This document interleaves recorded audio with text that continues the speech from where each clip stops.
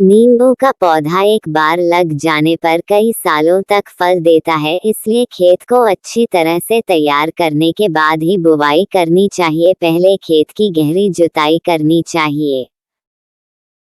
इससे पहली फसल के अवशेष पूरी तरह से नष्ट हो जाते हैं। फिर पुरानी गोबर की खाद डालकर रोटावेटर से जुताई करनी चाहिए। फिर खेत में पौधों की रोपाई के लिए गड्ढा तैयार कर लेना चाहिए। नींबू की खेती के लिए बलुई और दोमट मिट्टी सबसे अच्छी होती है। साथ ही मिट्टी का पीएच 6.5 से 7.00 होना चाहिए। साथ ही जमीन ऐसी होनी चाहिए जहां पानी जमा न होता हो। नींबू के पौधों को नर्सरी से खरीद लें।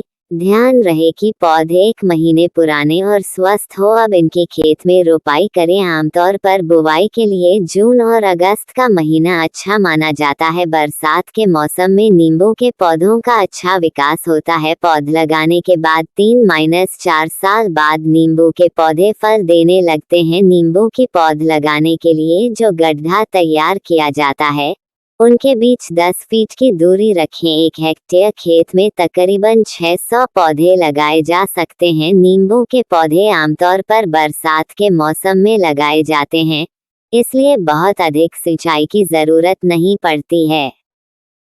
के पौधे लगाने के बाद तीसरे साल में उसमें अच्छे फल आने लगते हैं। नींबू की कीमत मंडी में 20 से 50 रुपये तक थोक में होता है।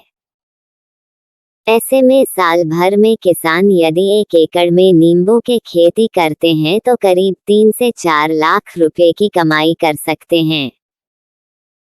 यही नहीं, जब तक नींबू के पौधे से फल प्राप्त नहीं होता है, उनके पौधों के बीच आप सब्जियां उगा सकते हैं। इसके पौधे बहुत ज्यादा बड़े नहीं होते।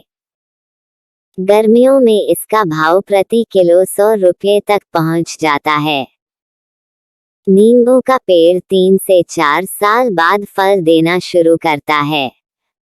यह साल में 2 बार फल देता है, इसलिए भारतीय किसानों का आकर्षण इसके प्रति बड़ा है।